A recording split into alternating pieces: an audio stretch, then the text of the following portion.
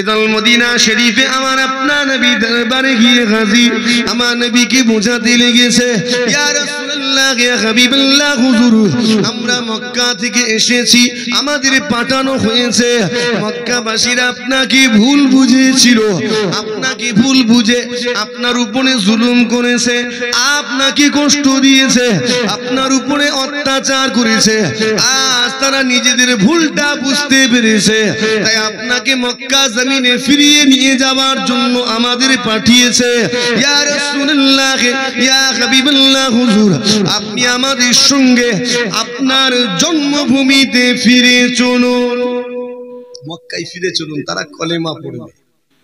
ঠিক এই মুহূর্তে আল্লাহ তার হাবিবকে বাধা দিলেন, আমার হাবিব আপনি যাবেন না, আপনি যাবেন না। কেন? আল্লাহ তো সব জানেন, কথা ঠিক না ভুলবো? এই আল্লাহ জানেন না জানেননি? আল্লাহ জানেন মক্কাবাসীরা চক্রান্ত করেছে, আপনি যাবেন না। কেন? এই মুহূর্তে মদিনা ছেড়ে গেলে মদিনায় ইসলাম প্রচারটা ব্যাহত হবে। আচ্ছা বলেন তো, মদিনা থেকে মক্কায় যেতে যদি 4 দিন টাইম লাগে, এই 4 দিনে কম করে 200 লোক তো কলেমা পড়বে, পড়বে না? পড়বে নি? 200 না হয় 100 তো পড়বে। তো যদি ছেড়ে চলে যান, এই 100টা লোক কলেমা পড়তে পারবে? তাহলে ছেড়ে চলে গেলে ইসলামের ক্ষতি। আমার হাবিব আপনি যাবেন না। এমন অবস্থায় আমার নবী পাক সাল্লাল্লাহু আলাইহি ওয়াসাল্লাম 10 জন সাহাবা হুজুরকে ডাক দিলেন। এই 10 জনের একটা দল বানিয়ে দিলেন, দলের লিডার বানিয়ে দিলেন খুবাইব ইবনে আদিকে। ও নওজওয়ানেরা, এবারে আমার নবী ওয়াদা জারি করলেন, ও খুবাইব বেরিয়ে পড়ো, মক্কার উদ্দেশ্যে আল্লাহর একত্ববাদের কালিমার খিদমত করতে হবে।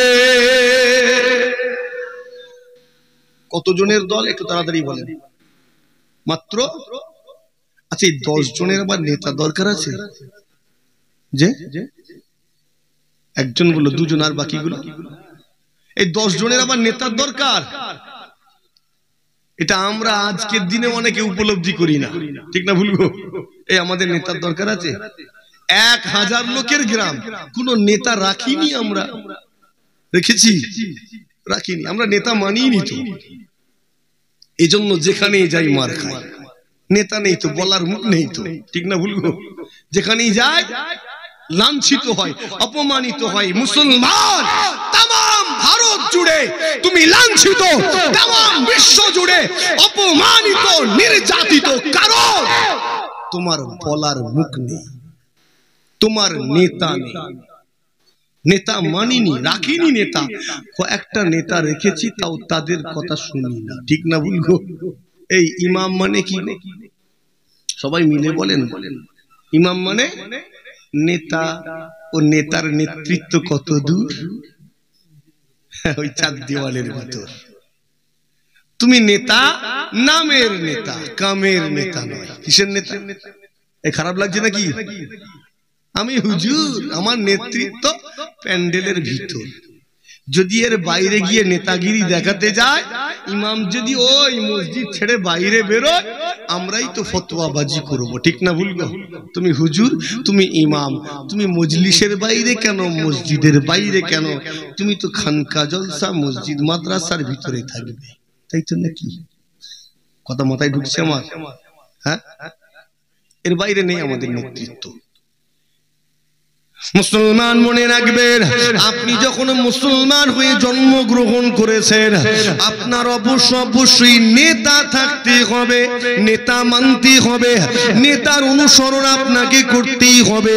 আপনি যদি নেতা না মানেন, তাহলে আপনি পথভ্রষ্ট হয়ে যাবেন। পথভ্রষ্ট হওয়া মানে আপনি গুমরাহি হয়ে যাবেন, জাহান্নামী হয়ে যাবেন।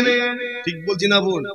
এই আপনি যদি ভটকে যান মেন রাস্তা থেকে, সিরাতুল মুস্তাকিম থেকে, আপনাকে মাথায় চাঁটি মেরে কে বলবে ওই সোজা লাইনে আয়? কে বলবে? কথা নেই। কথা বুঝছেন? তো নেতা থাকতে হবে না? হবে না? আপনি কি ভাবছেন আমি দুনিয়াবি রাজনৈতিক নেতার কথা বলছি? খবরদার, এখানকার স্টিকার ওখানে লাগাও নি, এখানকার স্টিকার ওখানে লাগিয়ে দিও নি। তারা এসে বলে না, আপনাকে বলে না যে নামাজ পড়বে, বলে তারা বলে না রোজা রাখবে, বলে তারা বলে না হজ করবে, বলে না। তো তারা যখন এসে আমার কাজটাকে সহজ করে দেয় না, আমি এসে তাদের কাজ কেন সহজ করব? কথা বুঝাতে পারলাম না? আমি এসে তার কাজটা কেন সহজ করব? তার রুট সে চলুক, আমি আমার রুটে চলি। কথা ঠিক না বলবো? আমার এখানে নেতা বলতে আমি ধর্মীয় নেতার কথা বলছি, রাজনৈতিক নেতার কথা না। এখানকার জিনিস অন্য জায়গায় চিপকে দিও না, কারণ আমাদের একটা ভেড়াম আছে তো, এই জন্যই তো এগুলো করতে দিনি। করছো নাকি? এই জন্যই এগুলো করতে দিনি, জ্বালা অনেক, বুঝতে পারছেন? কেটে কুটে এক জায়গায় জিনিস আর এক জায়গায় লাগিয়ে দিয়ে ভাইরাল করে দিল, বড় মুশকিল। মুসলমান হয়ে যখন জন্মগ্রহণ করেছেন, শুনে রেখে দেন, আমি হাদিস শরীফ পড়েছি, আপনার এলাকার আলেমের কাছে আমার আলোচনাটা শোনাবেন। যদি সে হাক্কানি আলেম হয়, নিঃসন্দেহে আমার এই আলোচনার সঙ্গে সহমত পোষণ করবেন। মুসলমান, নেতা ছাড়া তোমার থাকা যাবে না, নেতা তোমাকে মানতেই হবে, নেতার অনুসরণ তোমাকে করতেই হবে। তবে সেই নেতা যেন যোগ্য হয়, সেই নেতা যেন বিচক্ষণ হয়, সেই নেতা যেন দূরদর্শী হয়। খবরদার খবরদার, অযোগ্য অদূরদর্শী নেতার পাল্লায় পড়ে যাবেন না, তাহলে ধ্বংস হয়ে যাবেন, এরা আপনাকে বরবাদ করে ফেলবে। ঠিক বলছি না বল? নেতা যোগ্য হলে মার খাওয়ার জায়গা থেকেও বাঁচিয়ে নিয়ে আসবে। ধরেন মার খাওয়ার সিচুয়েশন তৈরি হয়ে গেছে, নেতা খুব স্মার্ট, আপনাকে ওখান থেকে বাঁচাতে পারবে না, পারবে না। আর আনাড়ি নেতার পাল্লাই পড়েছেন, গেছেন ভালো জায়গায় চা খেতে গেছেন, একটু নেতা আনাড়ি, মার খাবেন না? খাবেন নি? হ্যাঁ, এমন কাজ করে ফেলবে নেতা, এমন ডায়লগ দেবে, লোক খেপে গিয়ে দিয়ে দেবে। তো নেতাকে কি হতে হবে? বিচক্ষণ, যোগ্য হতে হবে, দূরদর্শী হতে হবে। নওজওয়ানেরা, তরুণেরা, আলোচনা মনোযোগ সহকারে শুনে রেখে দিন। হাদিস শরীফের মধ্যে পাওয়া যায়, আমার নবী 3 জনাকে নিয়ে একটা দল বানিয়েছেন। এই 3 জনার মধ্যেও একজনকে আমির বানিয়েছেন, লিডার বানিয়েছেন, নেতা বানিয়েছেন। একবার জোরে হয় না সুবহানাল্লাহ? এই কত জনার দল? তার মধ্যে একজনকে তো নেতার দরকার আছে না নেই? আর একটু ক্লিয়ার করবো। হ্যাঁ, এই ধরেন মসজিদে গেছে, কোথায় গেছেন? সেই ওয়াক্তে সব বাইরে বেড়াতে গেছে, কেউ যায়নি, আপনি গিয়ে দেখলেন আপনি আছেন আর একজন আছেন, কজন হলো? এবার বলেন জামাত হবে না হবে না? 2 জন আছে, হবে তো? তো এখানে নেতার দরকার আছে? কথা বলেন, নেতার দরকার? 2 জন তো। তো 2 জনের মধ্যে একজনকে ইমাম হতে হবে, নেতা হতে হবে। একবার আস্তে করে, আরেকটু আস্তে। নওজওয়ানেরা শুনে রেখে দিন, খুবাইব ইবনে আদিকে নেতা করে দিলেন। আমার নবী ওয়াদা জারি করলেন, খুবাইব বেরিয়ে বড় মক্কার উদ্দেশ্যে আল্লাহর ইসলামের খিদমত করতে হবে। হযরত খুবাইব ইবনে আদি বাকি 9 জন সাহাবা হুজুরকে সঙ্গে করে নিয়ে মক্কার উদ্দেশ্যে রওনা দিলেন। অর্ধেক পথ অতিক্রম করলেন, একদল মক্কাবাসী কুফারি কুরাইশ মুসলমানদের দলটাকে দেখার সঙ্গে সঙ্গে ওয়েলকাম জানায়, স্বাগত জানায়, মারহাবা জ্ঞাপন করে। এই 10 জন সাহাবা হুজুর মনে মনে করলেন, কুফারি কুরাইশেরা, মক্কা মানুষেরা সত্যি হয়তো হিদায়াত হতে চায়, সত্যি হয়তো কালেমা পড়তে চায়। তারা চক্রান্তটা বুঝতে পারেননি, মনে মনে বড় আনন্দিত, আনন্দের সঙ্গে যাত্রা করতে লেগেছেন।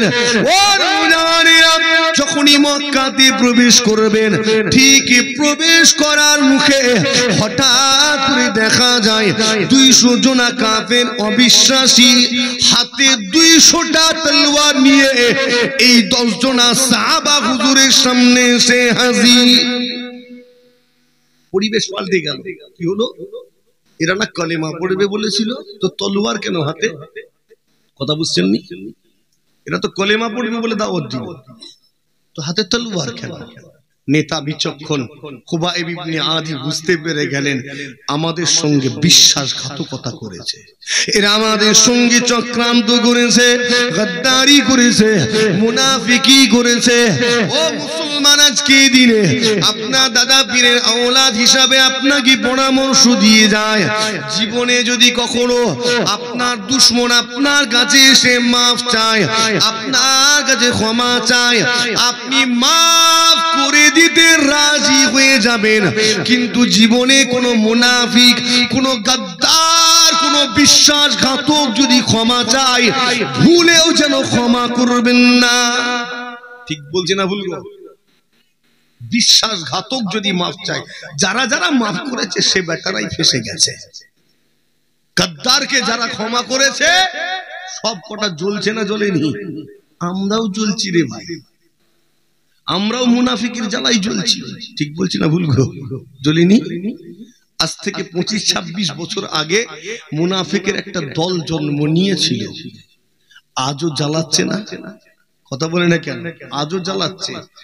আপনার এলাকার আশপাশে কোনো এক জায়গায় আবার দালাল তৈরি হচ্ছে, কথা বুঝছেন? তাদের এজেন্ট হয়েছে।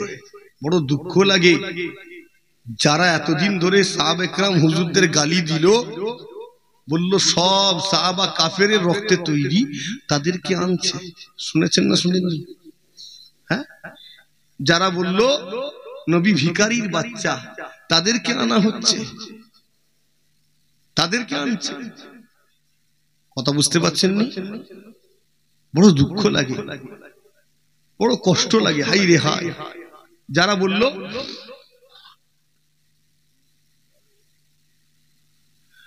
মেজো হুজুর কিবলাকে যারা ছোট করলো, বললো মেজো হুজুরের এলেম কলসির মতো। শুনেছেন না শুনেননি কথাগুলো? তাদেরকে আপনার এলাকায় আমদানি করা হচ্ছে, বুঝতে পারছেন? হ্যাঁ, সবাই বুঝতে পারছেনই মনে হয়, দরকার নেই সবাইকে বোঝানো, তবে যারা বুঝতে পারছেন তারা বুঝলেই যথেষ্ট। বড় দুঃখ লাগে ভাই, এলাকায় এলাকায় আনা হবে আর আপনার এলাকার মক্তবগুলোকে দখল করা হবে। কথা বুঝতে পারছেন না? কেউ যদি এজেন্ট হয় আমরা তার পাশে থাকব। জোরে বলেন। আমরা দাদা পীরকে চিনি। দাদা পীর বলেছেন আমার যে আওলাদ সিলসিলার উপরে দৃঢ় থাকবে, মজবুত থাকবে, তোমরা তাকে ধরো, মোহাব্বত করো, ভালোবাসো, তার কাছে যাও। যে আওলাদ আমার সিলসিলা থেকে সরে যাবে তার কাছে যাবে না। কথা ঠিক না ভুল গো? যারা দাদা পীরের মাসলাক অনুযায়ী চলছে তার কাছে যাব। যদি আমি খোদা না করে সিলসিলা থেকে ভটকে যাই, আমার কাছে যাবেন নাকি? না, আমি মানা করছি, যেতে হবে না। খোদা না করে যদি ভটকে, আল্লাহ মাফ করেন। আল্লাহ যেন এই সিলসিলার উপরে কায়েম রাখেন, বলি না আল্লাহুম্মা আমিন। আল্লাহ আমাদের সকলকে কায়েম রাখেন, বলি আল্লাহুম্মা আমিন। নিজেকে মজবুত করুন, ঘোর দুর্দিন আসতে চলেছে, নিজের ঈমানকে দৃঢ় করুন। আজকের দিনে কোথায় নিয়ে যাওয়া হচ্ছে আপনাকে, আপনি জানেন না। চক্রান্তকারীরা চক্রান্ত করছে। খুবাইব ইবনে আদি বুঝতে পেরে গেলেন আমাদের সঙ্গে চক্রান্ত করা হয়েছে, ওয়াদা জারি করলেন, আমার নবীর সঙ্গী সাথীরা তোমরা তোমাদের কোষ থেকে তলোয়ার গুলো বের করে ফেলো। ও নওজওয়ানেরা, সাহাবা হুজুরগণেরা কোষ থেকে তলোয়ার বার করে ফেললেন। কয়েক মুহূর্তের মধ্যে সংঘর্ষ লেগে গেল। সাহাবা হুজুরগণ জানতেন আমরা সংখ্যায় কম রয়েছি, মাত্র 10 জন, উল্টো দিকে 200 জন। আমরা এখানে পরাজয় বরণ করতে বাধ্য হব। তথাপিও তারা পিছু পা হলেন না, কেননা আমরা অতীতেও কম ছিলাম, আজও কম রয়েছি, বদরেও কম ছিলাম, উহুদে কম ছিলাম, খন্দকেও কম ছিলাম, আজকে দিনেও তো আমরা কম রয়েছি।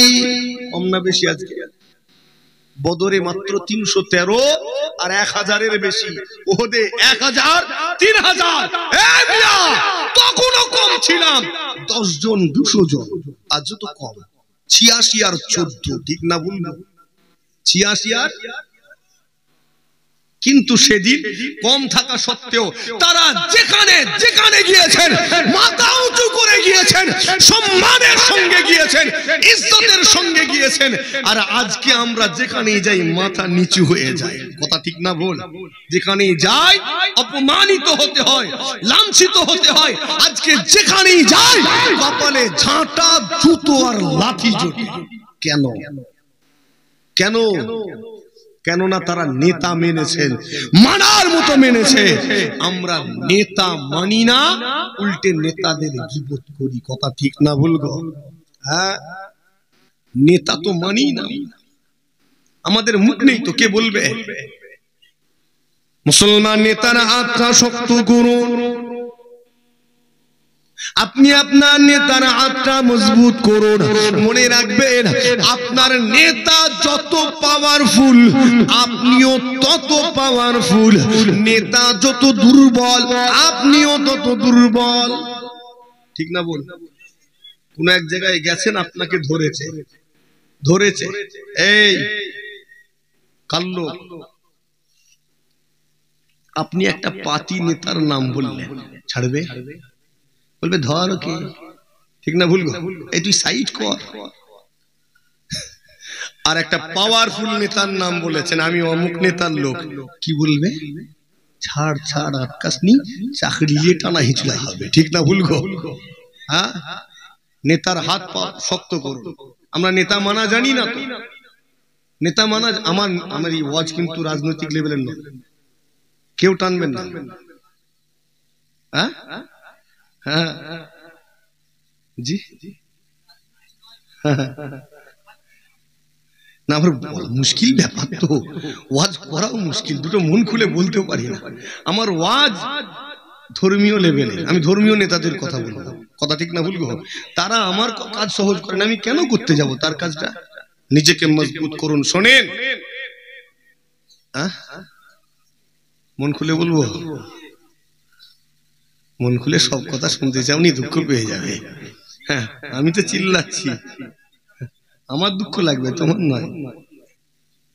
মানে আমার যা দুঃখ আছে যদি মন খুলে বলি, আপনাদের মন খারাপ হয়ে যাবে। খারাপ ভাবেনি, রাত জেগে জেগে কিতাব দেখি, আবার চিন্তা করি সেটা কি করে বোঝাবো। এই কষ্ট করে সে চিল্লায় 2 ঘন্টা 2.5 ঘন্টা, চিল্লানোটা ছেলে খেলা নয়। কষ্ট হয় না নাকি? তারপরেও যখন দেখি মানুষগুলোর মধ্যে পরিবর্তন নেই, দুঃখ লাগবে না? লাগবে নি গো? হ্যাঁ, তো মন খুলে বলতে বলেননি? আমার যা দুঃখ আছে শোনালে আপনার মন খারাপ হয়ে যাবে। তো যেটা উদ্দেশ্য সেটা, চলেন যেটা বলতে চাইছিলাম, তো আপনি আপনার নেতাকে মানো, মানার মতো মানো। আমরা নেতা মানতে জানি না, বাস্তব মানি না, মানতে জানি না। নেতা মানা কাকে বলে জানো? নেতা যেটা বলবে ওটাই শেষ কথা। একবার জোরে হয় না? নেতা যদি ঠিক বলে ঠিক, নেতা যদি ভুল বলে ফেলে, ওই ময়দানে, ওই অবস্থায়, ওই মুহূর্তের জন্য নেতার ভুলটাও ঠিক, ওখানে প্রতিবাদ করুনি, পরে বিচার হবে ঘরে বসে আলোচনায় টেবিলে, তোমার ওই সিদ্ধান্তটা ভুল হয়েছিল। কথা বুঝতেননি? ওই ময়দানে নয়। কেন? ওই ময়দানে যদি তুমি আপত্তি করো তাহলে ফাটল দেখা দেবে, দুটো ভাগ হয়ে যাবে, দল তৈরি হয়ে যাবে। তো একতার স্বার্থে ওই ময়দানে নেতার ভুলটাও ঠিক। একবার জোরে নিজেকে মজবুত করো। সাহাবা ইকরাম হুজুরগণ জানতেন আমরা এখানে পরাজয় বরণ করতে বাধ্য, কেননা সংখ্যায় কম, জিততে পারবো না, প্রাণে মারা পড়বো। তথাপিও তারা পিছু পা হলেন না। তারা জান বাঁচানোর জন্য তাদের কাছে সুযোগ ছিল, তাদের কাছে অনেক রাস্তা খোলা ছিল। তারা জান বাঁচানোর জন্য ময়দান ছেড়ে পালিয়ে যেতে পারতেন, জানটা বেঁচে যেত। বাঁচতো না? বাঁচতো না? ওখান থেকে পালাতে পারতেন না? বেঁচে যেত, জানটা বাঁচত। তাদের জান বাঁচানোর জন্য সুযোগ ছিল, হাত তুলে সারেন্ডার করতে পারতেন। ও মক্কার মানুষেরা, আমরা তোমাদের কাছে আত্মসমর্পণ করলাম, আমাদেরকে প্রাণে মেরো না, তোমরা যা বলবে তাই করব, তোমাদের দলে যোগ দিলাম। জানটা বাঁচতো না? বাঁচতো না? কথা বলে বেঁচে যেত। কিন্তু সাহাবা হুজুরগণ প্রাণ বাঁচানোর জন্য ময়দান ছেড়ে পালিয়ে গেলেন না, হাত তুলে সারেন্ডার করলেন না, এমনকি তাদের দলে যোগ দিলেন না। তারা জানতেন এখানে মারা পড়ে যাব। ও জানেরা, তাদের কাছে নিজের জানের চেয়ে ঈমানের মূল্যটা অনেক অনেক গুণ বেশি ছিল।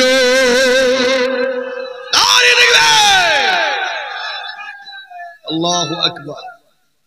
জান চলে যায়, যাক, অসুবিধা নাই, কিন্তু আমার ঈমান যেন না যায়, ঈমান যেন মাহফুজ থাকে। একবার জোরে হয় না?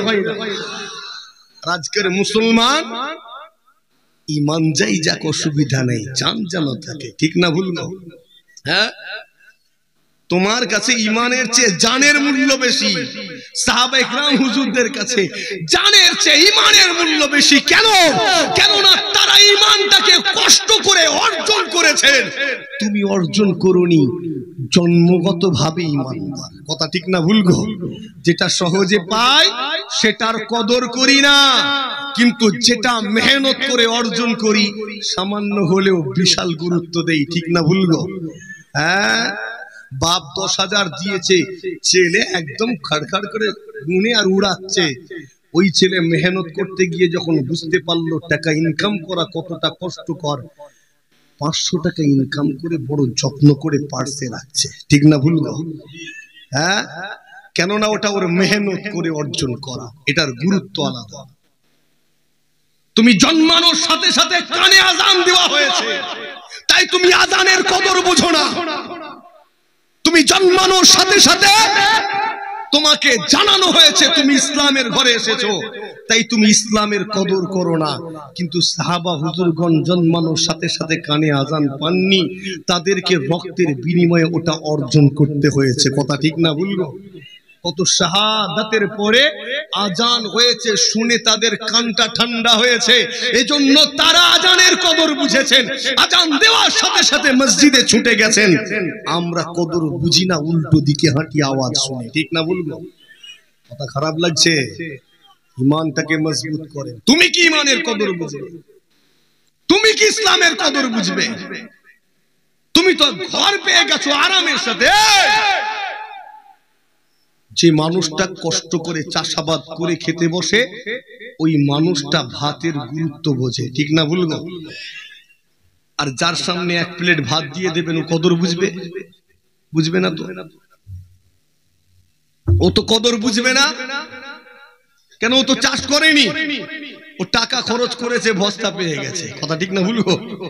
আচ্ছা, যে মানুষটা নাগল দিল, জমিতে ধান রুইলো, জমি সেচ করলো, স্প্রে করলো, দীর্ঘ কয়েক মাস অপেক্ষা করলো, আল্লাহ ফল দিলেন, কেটে শুকিয়ে ঝেড়ে পেঁচড়িয়ে আবার কুটিয়ে, সেদ্ধ করে ভাবিয়ে, তারপরে শুকিয়ে কুটিয়ে ফের ঝেড়ে পেঁচড়ে হাঁড়িতে পানি দিয়ে আগুন দিল চুলোতে। ওই মানুষটা যখন খাবে, একটা দানা ছিটকে পড়লে বুকে লাগবে না লাগবে? লাগবে। আর তুমি হঠাৎ করে পেয়ে গেছো, তুমি কি বুঝবে? তুমি তো খেতে গিয়ে ছড়াবে। এই বাচ্চারা খাবার সময় ছড়ায় না ছড়ায়নি? কেন ছড়ায়? ওই ভাত সামনে আনতে কতটা কষ্ট, কতটা মেহনত জানে না। ও জানে না। যদি জানতো, ওই বাচ্চাটা একটা ভাতের দানাও ছড়াতো না। জানে না তাই ছড়াচ্ছে। তুমি জানো না তাই ইসলামটা বুঝো না। কথা ঠিক না ভুল গো? মুসলমানের ছেলেরা, ও নওজওয়ানেরা, তরুণীরা, আমার নবীর পাগলেরা, আপনি প্রকৃত মুসলমান হয়ে যান। ইসলামকে নিজের জানের চেয়ে বেশি ভালোবাসুন। আপনি প্রকৃত মুসলমান হয়ে যান। মাথায় টুপিটা লাভ মেরে উঠে পড়েনি, মুখে দাড়িটা রাখা এমনি এমনি শিখে যাননি, এই জলসা এমনি এমনি কায়েম হয়নি গো। এটার পিছনে অনেক মেহনত আছে, ত্যাগ স্বীকার আছে, অনেক কুরবানি রয়েছে, অনেক শহীদের শাহাদাত রয়েছে। এটার পিছনে হুজুর কিবলাদের অনেক কৌশল অবলম্বন করতে হয়েছে।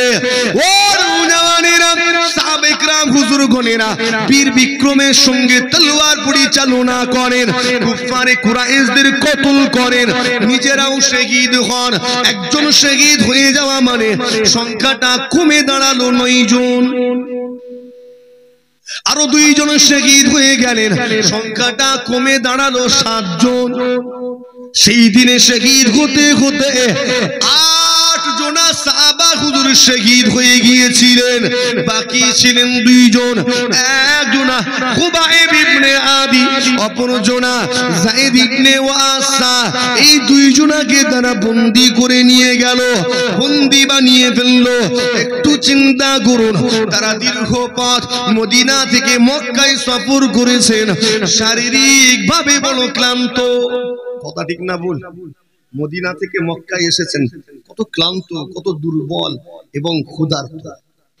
ওই অবস্থায় লড়াইয়ের সম্মুখীন হয়েছেন, আরো ক্লান্ত হয়ে গেলেন, আরো বেশি ক্ষুধার্ত হয়ে গেলেন।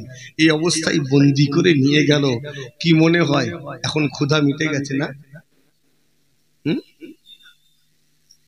এখন সামনে খাবার দিলে আমরা কি করতাম? হ্যাঁ, কুকুরের মতো আঁচড়া পাঁচড়ি করে খেতাম।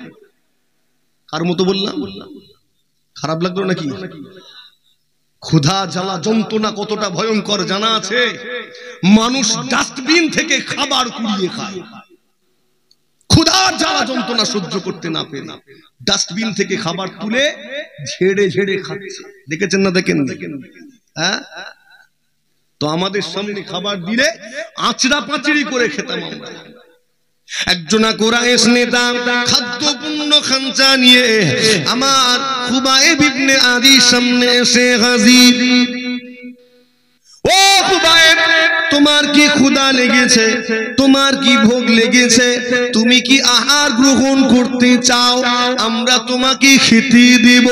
আমরা কুফারে কুরাইশ তোমার আহারের ব্যবস্থা করে দেব, তবে একটা শর্ত রয়েছে খুবাইব, যে মুহাম্মাদের হাতে হাত দিয়েছো, ওই হাত তোমাকে ছেড়ে দিতে হবে।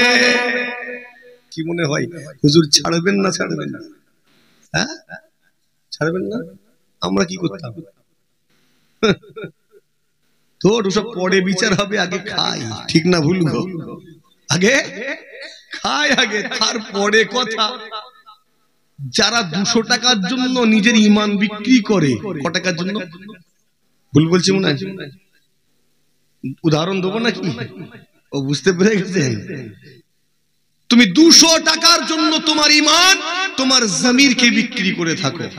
ঘর পাওয়ার জন্য ঈমান বিক্রি করে, রেশন কার্ড পাওয়ার জন্য, রে ভাই ডকুমেন্ট পাওয়ার জন্য ঈমান বিক্রি করে। কথা ঠিক বলছি না ভুল গো? একটা 7 জনের পরিবার, আমি নিজে খবরের কাগজে পড়েছি, তাই এই উদাহরণটা অনেক জায়গায় দিয়েছি। 7 জনের পরিবার, তাদের রেশন কার্ড নেই বেচারিদের। তো এক নেতা গিয়ে বলল, ওই আমার দলে পাল্টি মেরে চলে আয়, আমি দায়িত্ব নিয়ে তোর রেশন কার্ড বানিয়ে দেব। ইনি খুশি খুশি ইসলাম ছেড়ে বেরিয়ে গেল, রেশন কার্ড পেয়ে গেল। তুমি কি কদর বুঝবে? তুমি কি ঈমানের গুরুত্ব বুঝবে?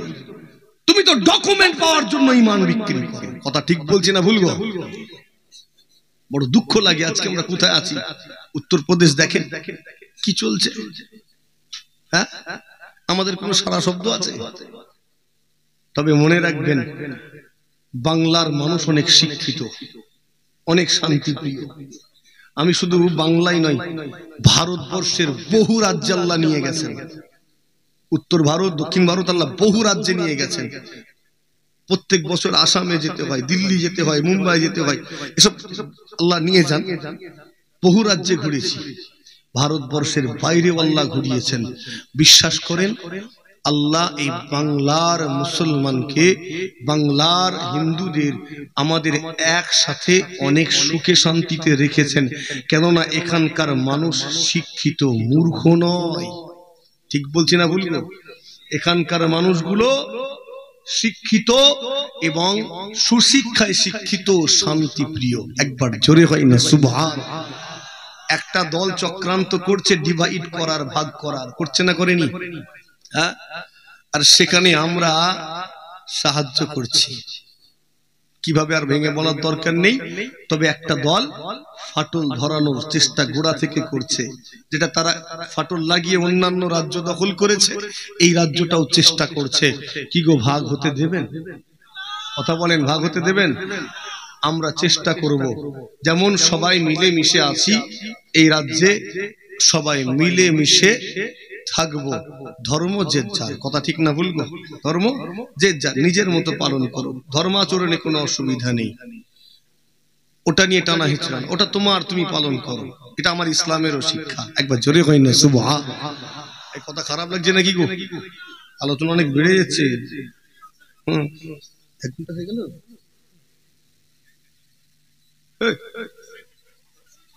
সবে শুরু হলো। একবার দুরূদ শরীফ আল্লাহুম্মা সাল্লি আলা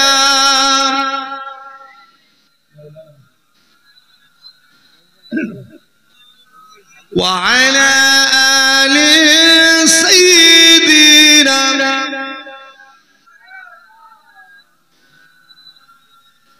এই রাত 4টে বাজে, কি বুঝা যাচ্ছে না আওয়াজ শুনে? বুঝা যাচ্ছে? বুঝতে পারছেন? লোক যেটা আশা করেছি সেটা না, যে কজন আছে মোটামুটি সব চাঙ্গাই রয়েছে। একবার তাকবীর দিয়ে দেখা যাক তো, নারে তাকবীর। মাফলার ওয়ালাটা কি করছে? নারে তাকবীর। সিলসিলায়ে মুজাদ্দিদ জামা। ঠিক আছে, মজলিস চাঙ্গা মানে আমিও চাঙ্গা। গলা বসে গেছে তবু কিন্তু মিজাজ ঠিক আছে, পোকা হোক ময়দা ভালো, ওই রকম টাইপের আওয়াজ বসে যাক, ওয়াজ ঠিক আছে। চলেন, কোথায় ছিলাম? একটু হাসি খুশিও করে নিলাম, রাগটা করে নিত, এটাও জরুরি। ইসলামে হাসি আছে না নেই? হাসিও আছে, কান্নাও আছে। আল্লাহ হাসতেও বলেছেন, কাঁদতেও বলেছেন। ফালিয়াদহাকু কালিলাও ওয়া লিয়াবকু কাসীরা। বান্দা হাসো কম, কাঁদো বেশি। হাসতে মানা কিন্তু করেননি, হাসতে বলেছেন। একবার জোরে হয় না? যদি হাসি খুশি না করবো তো ঈদের দিন কেন দিলেন আল্লাহ? কান্নার জন্য? ঈদ ঈদ মানে কি? কান্নাকাটি না? তো আল্লাহ হাসতে বলেছেন, বলেছেন না বলেন? তো উল্টো ব্যাখ্যা করলে হবে না। কতবার মনে আলোচনা করেছিলাম এই বিষয়ে, যেটা মনে পড়ছে। চলেন, যেখানে আলোচনা ছিল, কোথায়? হযরতে খুবাইব ইবনে আদির সামনে খাবার পেশ করে বলছে, মুহাম্মাদের হাত ছাড়ো, তাহলে খাবারটা পাবে। কি করবেন আমার হুজুর? খাবার ছাড়বেন না আমার নবীর হাত ছাড়বেন? হ্যাঁ, আমার নবীর পাগল খুবাইব ইবনে আদি সেই দিনে কি জবাব দিয়েছিলেন? এ কুফারি কুরাইশেরা, এ মক্কা বিদিনীরা, শুনে দেখি রে, আমি খুবাইব, আমার রুজির মালিক হলেন আমার আল্লাহ। আপনার রুজির মালিক কে? আরো জোরে বলেন, আরো জোরে। রুজির মালিক আল্লাহ, কিন্তু আপনি পাল্টে ফেলেছেন। আপনি কি করেছেন? মালিক চেঞ্জ করে ফেলেছেন, পছন্দ হয়নি আপনার। আল্লাহ যদি রুজির মালিক হয়, আমি রাজনীতি লেভেলে লিয়ে যাবো নি রে, ভয় খেচ্ছে খালি। আল্লাহ যদি রুজির মালিক হন, তাহলে তুমি সুদের মাল খাও কি করে? হ্যাঁ, হুজুর ঘুরিয়ে মারলো রে। খালি হুট কথাই মনে করেছে আমি দুনিয়ার নেতাদেরকে মালিক বানাবো। না, এদের হাইসিয়াত নেই, কথা ঠিক না ভুলবো? দুনিয়ার নেতাদের হাইসিয়াত নেই, আমি এদের তুলনা করবো আল্লাহর সঙ্গে? নাউজুবিল্লাহ। না, রুজির মালিক যদি আল্লাহ হয়, তাহলে ঘুষের মাল্লাও কি করে? শ্বশুরের গলায় পা দিয়ে ওটা নিলে কি করে? কথা বুঝছেন নি? রুজির মালিক আল্লাহ হলে লটারি কাটো কি করে? জুয়ার আড্ডাখানায় যাই না মনে হয়? হ্যাঁ, যাচ্ছে। তোমার রুজির মালিক যদি আল্লাহ হয়, আমার রাজ্জাক, রুজির মালিক কে? রাজ্জাক, কথা ঠিক না বলবো? আল্লাহ হলেন রাজ্জাক। তো আমার রাজ্জাক যদি আল্লাহ হয়, রুজির মালিক যদি হয়, তাহলে আমি তো আল্লাহর উপরে ভরসা করেই বসে থাকবো। কেন? তুমি আমার রাজ্জাক, রুজির মালিক। আমি দুনিয়ায় আসার আগে তুমি আমার রুজি নির্ধারণ করে পাঠিয়ে দিয়েছো, আমি যেখানেই যাই না কেন রুজি আমার কাছে তুমি পৌঁছে দেবে, খালি একটু সবর করার দরকার। একবার জোরে হয় না? কিসের দরকার ছিল? পারলে না সেটা করতে, হাই রে হাই, ধৈর্য থাকলো না, অধৈর্য হয়ে চলে গেলে তুমি মালিক পাল্টে ফেললে।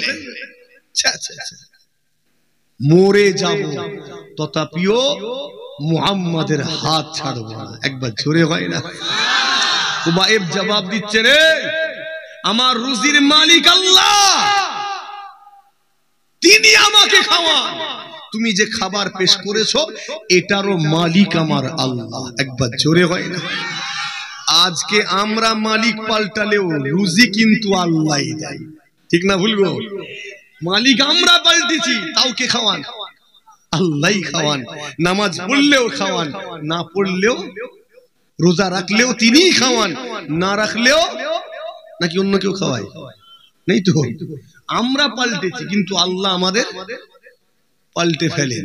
একবার জোরে, মুখটা বন্ধ করে কি হবে রে আল্লাহ, না রে মুসলমানের ছেলেরা, ও নওজওয়ানেরা, তরুণেরা, আমার নবী বগলেরা, খুবাইব ইবনে আদি জবাব দিলেন, এ মক্কার বেদিনেরা, কুফারে কুরাইশেরা, আমার রুজির মালিক আমার আল্লাহ, তুমি যে খাবার আমার সামনে পেশ করেছো এটা আমার আল্লাহ পাকের দেওয়া নিয়ামত, আমি আল্লাহর দেওয়া নিয়ামত উপভোগ করব, অথচ আল্লাহকে ভুলে যাব, এটা হতে পারে না, পারে না, পারে না। আমি মরে যেতে রাজি, তথাপিও মুহাম্মাদের হাত আমি ছাড়ব না। মুসলমান মরে যাব, আমি সুদের মাল খাবো না, মরে যাব ঘুষের মাল খাবো না, না খেতে পেয়ে মরে যাব, তথাপিও মুহাম্মাদের হাত আমি ছাড়ব না।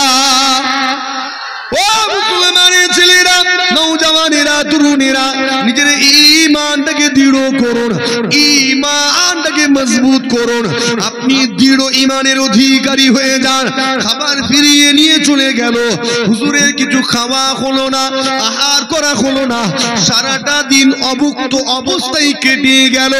পরের দিনে আবার খাদ্যপূর্ণ খাঞ্চা পেশ করা হলো, আবার শর্ত দেওয়া হলো, খুবাইব যদি তুমি এই খাবার গ্রহণ করতে চাও, খাবার এনেছি তোমার জন্য, তুমি যদি গ্রহণ করতে চাও গ্রহণ করতে পারো, তবে শর্ত হলো যে কালেমা পড়েছো কালেমা ভুলে যেতে হবে, যে আল্লাহর উপরে ঈমান এনেছো সেই আল্লাহকে ভুলে যেতে হবে, যে মুহাম্মাদের হাতে হাত দিয়েছো ওই হাত তোমাকে ছেড়ে দিতে হবে।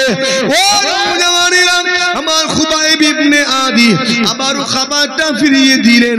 আমি ওই খাবার চাই না যে খাবার আমাকে আল্লাহ আল্লাহ রাসূল থেকে দূরে সরিয়ে দেয়। জোরে হয় না? এই আপনি কি ওই খাবার চান যে খাবার জান্নাত থেকে দূরে সরাই? চান না? হারাম খাবো জান্নাতে যাব, তাই তো নাকি? হ্যাঁ, মুখে বলছেন না, মন থেকে? হ্যাঁ, আমি ওই খাবার চাই না যে খাবার আমাকে আল্লাহ আল্লাহ রাসূল থেকে দূরে সরিয়ে দেয়, আল্লাহ ভুলা করে দেয়, নবী ভুলা করে দেয়। ওই খাবার আমার কোনো প্রয়োজন নাই। খাবার ফিরিয়ে নিয়ে চলে গেল।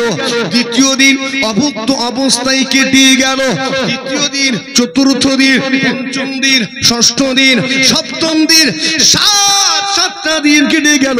খাবার পেশ করে শর্ত দেয়, হুজুর শর্ত মানেন না, খাবার ফিরিয়ে দিলেন। এই 7 দিন হুজুরের কিছু খাওয়া হয় না, কিছু আহার করা হয় না, অভুক্ত অবস্থায় কাটিয়ে দিলেন, অনাহারী অবস্থায় কাটিয়ে দিয়েছেন। হুজুর আমার না খেয়ে না দে বড়ই কমজোর হয়ে গিয়েছেন, বড়ই দুর্বল হয়ে গিয়েছেন, এতটা কমজোর, এতটা দুর্বল হয়ে গিয়েছেন। হুজুর আমার সোজা হয়ে উঠে দাঁড়াতে পারেন না, সমস্ত শক্তি জোগাড় করে শক্ত হয়ে উঠে দাঁড়ানোর চেষ্টা করলেন, কিন্তু কাঁপতে আল্লাহর জমিনে লুটিয়ে পড়ে গেলেন। আবারও সমস্ত শক্তি জোগাড় করে পুনরায় উঠে দাঁড়ানোর চেষ্টা করলেন, পুনরায় ব্যর্থ হয়ে জমিনে পড়ে গেলেন। কতটা কষ্ট বুঝতে পারছেন? এই আমি একদিন কি হয়েছে, খাওয়া হয়নি, দুপুরে খেয়েছিলাম, সারা রাত চলে গেছে। ফজর বেলা যখন সালামে দাঁড়িয়েছি না, যখন দাঁড়িয়েছি জলসা করছি, 3খানা জলসা করে ব্যাস খাওয়া হয়নি, সালাম পড়তে দাঁড়িয়েছি না, মাথা ঘুরছে, হাত পা সব কাঁপছে। কি হলো? আপনাদের হয় না? হয়নি? তো আমরা খালি রাত্রের ভাতটা খাইনি, আমি তাতেই হাত ফাত কাঁপছে। কথা বুঝছেন নি? হুজুর কতদিন খাননি, তার আগে লড়াই করেছেন, তার আগে মদিনা থেকে মক্কা এসেছেন, বুঝতে পারছেন না? কিছু খাওয়া হয়নি। কতটা দুর্বল বলেন তো, কতটা কমজোর। কুরাইশ নেতাগুলো এবারে মিটিং ডেকেছে। নেতাদের সময়ের দাম আছে, নেতাদের সময়ের মূল্য রয়েছে। মিটিং ডাকলো, আমরা খুবাইবের পেছনে 7 দিন 7 রাত খরচ করেছি, অনেক সময় দিয়েছি, আর সময় দেওয়া যাবে না। খুবাইবকে আমরা অনেক চেষ্টা করে টলাতে পারিনি, ও তার নিজের অবস্থানে দাঁড়িয়ে রয়েছে, মুহাম্মাদের হাতকে ছাড়াতে পারিনি, আর খুবাইবের পেছনে সময় দেব না, এর পেছনে মেহনত করা মানে বৃথা সময় দেওয়া হবে, অতএব আর চেষ্টা করা হবে না। খুবাইবের ম্যাটারটা ক্লোজ করতে হবে, ফাইলটাকে ক্লোজ করতে হবে, অর্থাৎ খুবাইবকে শেষ করে দিতে হবে। কথা বুঝছেন? নেতাদের সময়ের দাম আছে না নেই গো? কথা নেই। শুধু 7 দিন ধরে যদি খুবাইবের পেছনে টাইম দেয়, আরো তো অনেক জনের পিছনে টাইম দিতে হবে। কথা ঠিক না ভুল গো? তো আমরা 7 দিন দিচ্ছি, আর হয় আর কত দেবো, এবার ফিনিশ কর। কিভাবে হত্যা করা হবে সব ঠিক করে নেওয়া হলো। এবারে মক্কার অলিতে গলিতে, মক্কার বাড়িতে বাড়িতে, মক্কার দুয়ারে দুয়ারে গিয়ে এলান করা হলো, ঘোষণা করে দেওয়া হলো, ও মক্কাবাসীরা, ও মক্কার নওজওয়ানেরা, তরুণেরা, ও মক্কার বৃদ্ধরা, শোনো, আমরা মুহাম্মাদের গোলামটাকে বন্দী করেছিলাম, আমরা খুবাইব ইবনে আদিকে গ্রেফতার করেছিলাম। এই মুহাম্মাদের গোলামটাকে, এই মুসলমানটাকে অমুক সময়ে অমুক ময়দানে হত্যা করা হবে, তোমরা সকলে চলে এসো। ও বীরেরা, কিতাবের মধ্যে বর্ণিত হয়েছে, সেই দিনে মক্কার মানুষগুলো খুবাইবের এই হত্যার এলান শুনে তারা বড় আনন্দিত হয়েছিল, বড় খুশি হয়েছিল। কেননা মুহাম্মাদের একটা গোলামকে হত্যা করা হবে, এটা তাদের কাছে বড় আনন্দের বিষয় ছিল।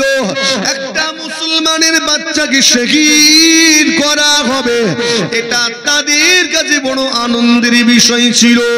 মক্কার ওই কুফারে কুরাইশ গুলো আনন্দ করতে করতে দলে দলে দলে দলে ওই ময়দানে গিয়ে ভিড় জমাতে লেগেছে।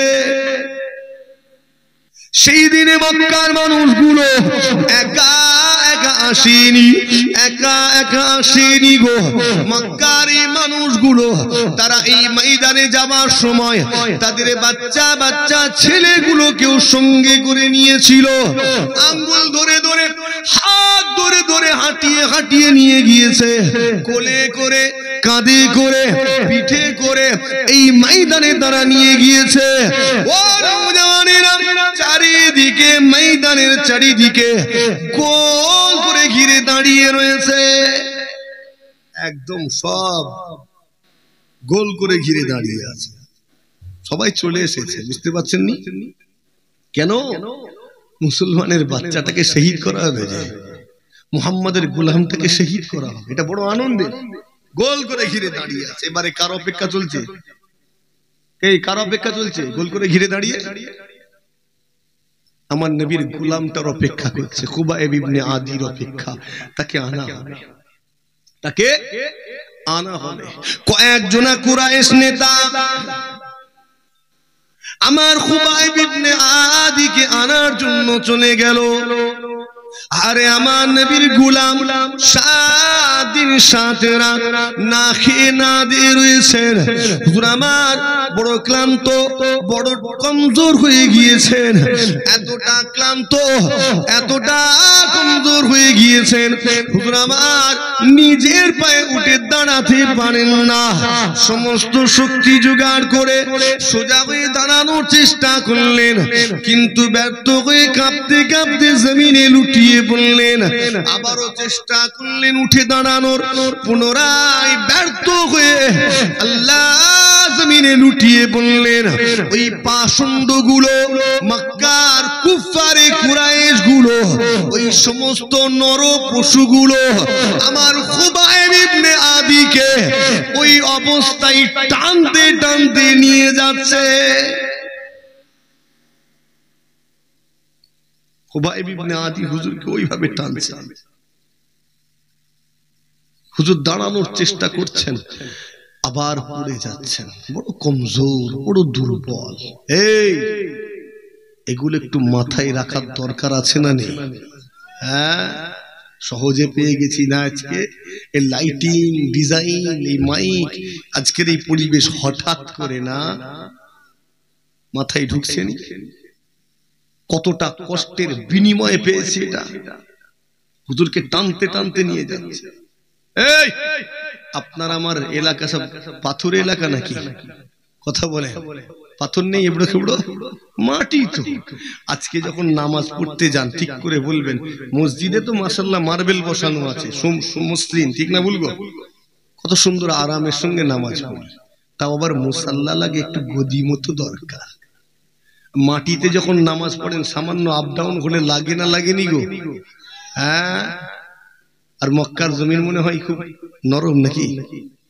নরম নাই, গরম, ঠিক না বলবো? গরম না? কত গরম? কত বলেন, কতটা? হ্যাঁ, প্রচন্ড। কত ডিগ্রি সেলসিয়াস? 47-48 degree Celsius. আর যখন বাড়ে তো এমন বাড়ে সাইজ করে ফেলে, 53-54 ডিগ্রি সেলসিয়াস টেম্পারেচার হয়। মোবাইলে একজন গরমের সময় দেখাচ্ছে ওই বালির উপরে কড়া রেখেছে। কি রেখেছে? একটা ডিমকে ভেঙে দিয়েছে, 5 মিনিট পরে একদম 5 মিনিট পরে ডিমটা ভাজা হয়ে গেছে। একজন লোক, তার মাথাটা চুল নেই বেচারি, আর কি বলবো, যা হয়েছে হয়েছে, মরুভূমির ঝড়ে উড়ে গেছে। তো সে এক জায়গা থেকে আরেক জায়গায় গেছে, রোদটা ডাইরেক্ট মাথায় পড়েছে, তো মাথার রং পাল্টে গেছে। এসে সে এবার চটা তুলছে। কি বলে আপনারা এখানে? চামড়া তুলে গো, খোলস ছাড়ে না তো, টাকের খোলস ছাড়ছে। তো যখন তুলছে চামড়া, উপরের চামড়াটা পুড়ে গেছে, ওটা টেনে তুলছে, দেখি তার নিচে সাদা চামড়া। বুঝতে পারছেন নি? ডাইরেক্ট মাথা মোটামুটি সাইজ করে। তো এত গরম মক্কার জমিন, উত্তপ্ত গরম মরুভূমি এলাকা, বালু আর পাথরের দেশ। মুসলমান শুনে রেখে দিন, আমার নবীর গোলাম খুবাইব ইবনে আদিকে ওই এবড়ো খেবড়ো ধারালো পাথরের উপর দিয়ে, ওই ধারালো তীক্ষ্ণ পাথরের উপর দিয়ে যখন টেনে টেনে নিয়ে যাওয়া হচ্ছে, কিতাবের মধ্যে বর্ণিত হয়েছে হুজুরের পিঠের কোমরের চামড়াগুলো, গোশতগুলো ওই ধারালো পাথরের আঁচড়ে উদলে উদলে চলে যাচ্ছে। কতটা নিষ্ঠুর এরা! আপনার বাড়িতে গৃহপালিত পশু থাকলে তার প্রতিও দয়া দেখান না? দেখান না? হ্যাঁ, ছাগল ছানাটার ঠ্যাং ভেঙে দিয়েছে, যে ভেঙে দেয় তার উপর মাথা গরম হয় না? ঝগড়া লেগে যায়। হাঁস রাস্তা দিয়ে পার করছে, গাড়ি চটকে দিয়েছে, কি করেছে? হ্যাঁ, ঝগড়া লেগে যায়। টাকা পাওয়ানোর উদ্দেশ্যে ঝগড়া করে, ওটা বিষয়টা আলাদা। ও তখন হাঁস যদি মদ্দাও হয় তখন ডিমের পয়সা বের করে, ঠিক না বলবো? বলবে আমার হাঁসটা ডিম পারতো, সেই ডিম থেকে আবার ছানা হতো, তারা ডিম পারতো। এখন 14টা গোষ্ঠীর পয়সা ওই একটা হাঁস থেকে উসুল করবে। কি করবেন তখন? আচ্ছা ভাই, ধরে নাও তোমার ওই হাঁসটা কটা সে তুলে নিয়ে পেলিয়ে গেছে, কে পয়সা দেবে? ওর সব বুদ্ধি শেষ, ঠিক না বলবো? মহা জ্বালা। আমরা তো গাড়ি ঘোড়া চালাই, মানে রাস্তাঘাটে ঘোরাফেরা করি, তো পীর সাহেব বোর্ডটা সামনে আছে বলে আমাদের কিছু বলে না। আরে গাড়ি নিয়ে যাচ্ছি, হঠাৎ করে গলি থেকে বেরিয়ে ডাইরেক্ট চাকায়। কত বুঝছেন? ড্রাইভার সাহেব তখন ভয়ে আমার মুখের দিকে যখন তাকাই, ওর এইটুকু, মানে হুজুর আজকে আমাকে সাইজ করবে, ওরা তো ভয় আছে। তো ড্রাইভারের লিমিট বেঁধে দেওয়া আছে, এই রকম ভাবে চালাবে। যখন টানা হিচড়া থাকে, ওয়াদা খেলাফ হয়ে যাওয়ার ভয় থাকে, টাইমের একটা ব্যাপার থাকে না, তখন ড্রাইভারকে বলি চালা হয়। আর আমার ড্রাইভার মাশাআল্লাহ সাইজে ছোট হলে কি হবে, বুলেট, খালি একবার হুকুম দিলে হয়। ভাঙড়ের লোক, কোথাকার লোক, শান্ত জায়গা, শান্ত জায়গা। এই হাসি খুশি করছে, কিছু মনে করেননি যেন।